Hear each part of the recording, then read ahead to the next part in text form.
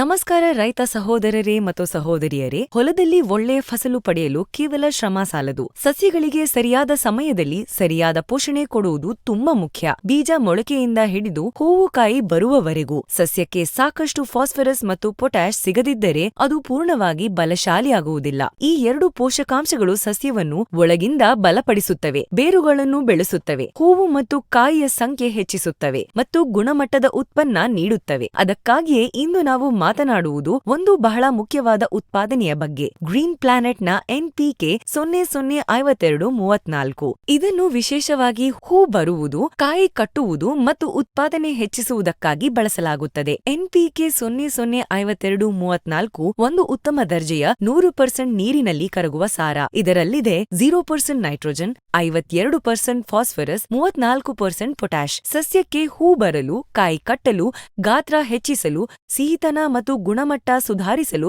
ಶಕ್ತಿ ಮತ್ತು ಪೋಷಣೆ ಬೇಕಾಗುವ ಸಂದರ್ಭಗಳಲ್ಲಿ ಈ ಸಾರವನ್ನು ಬಳಸುವುದರಿಂದ ಹೆಚ್ಚಿನ ಲಾಭವಾಗುತ್ತದೆ. ಇದರಲ್ಲಿ ನೈಟ್ರೋಜನ್ ಇಲ್ಲದ ಕಾರಣ ಇದು ಸಸ್ಯದ ಎಲೆ ಕೊಂಬೆ ಬೆಳವಣಿಗೆಯನ್ನು ಹೆಚ್ಚಿಸುವುದಿಲ್ಲ, ಬದಲಾಗಿ ಸಸ್ಯದ ಶಕ್ತಿಯನ್ನು ಹೂವು ಮತ್ತು ಕಾಯಿಯ ಬೆಳವಣಿಗೆಯ ಕಡೆಗೆ ತಿರುಗಿಸುತ್ತದೆ. ಹೆಚ್ಚಿನ ಪ್ರಮಾಣದ ಫಾಸ್ಫರಸ್ ಸಸ್ಯದ ಚಯಾಪರಿಚಯ ಕ್ರಿಯೆಯನ್ನು ಹೆಚ್ಚಿಸಿ ಹೆಚ್ಚು ಹೂವು ಬರಲು ಸಹಾಯ ಮಾಡುತ್ತದೆ. ಹಲವು ಬಾರಿ ರೈತರು ಹೇಳುತ್ತಾರೆ, ಹೂವು ಬಹಳ ಬರುತ್ತೆ ಆದರೆ ಕಾಯಿ ಆಗುವುದಿಲ್ಲ. ಸಸ್ಯದ ಒಳಗೆ ಶಕ್ತಿ ಮತ್ತು ಪೋಷಕಾಂಶಗಳ ಕೊರತೆ ಇದ್ದಾಗ ಈ ಸಮಸ್ಯೆ ಬರುತ್ತದೆ. NPK 005234 ಸಾರವು ಹೂವನ್ನು ಕಾಯಿಯಾಗಿ ಮಾರ್ಪಡಿಸುವ ಪ್ರಕ್ರಿಯೆಯನ್ನು ಬಲಗೊಳಿಸುತ್ತದೆ. ಇದರ ಪ್ರಮುಖ ಲಾಭಗಳು: ಹೂವು ಬೇಗನೆ ಮತ್ತು ಹೆಚ್ಚು ಬರುತ್ತದೆ, ಕಾಯಿ ಕಟ್ಟುವುದು ಹೆಚ್ಚಾಗುತ್ತದೆ, ಕಾಯಿ ಉದುರುವ ಸಮಸ್ಯೆ ಕಡಿಮೆಯಾಗುತ್ತದೆ, ಕಾಯಿಯ ಗಾತ್ರ ಮತ್ತು ತೂಕ ಹೆಚ್ಚಾಗುತ್ತದೆ, ದಾನೆ ಚೆನ್ನಾಗಿ ತುಂಬುತ್ತದೆ, ಸಿಹಿತನ, ಬಣ್ಣ ಮತ್ತು ರುಚಿ ಸುಧಾರಿಸುತ್ತದೆ, ಬೇರುಗಳನ್ನು ಬಲಪಡಿಸುತ್ತದೆ, ಚಳಿ, ಬಿಸಿಲು ಮತ್ತು ಬರದ ಪರಿಣಾಮದಿಂದ ಸಸ್ಯವನ್ನು ರಕ್ಷಿಸುತ್ತದೆ. ಬಳಸುವ ವಿಧಾನ: ಪೂರ್ಣ ಸಿಂಪಡಣೆಗೆ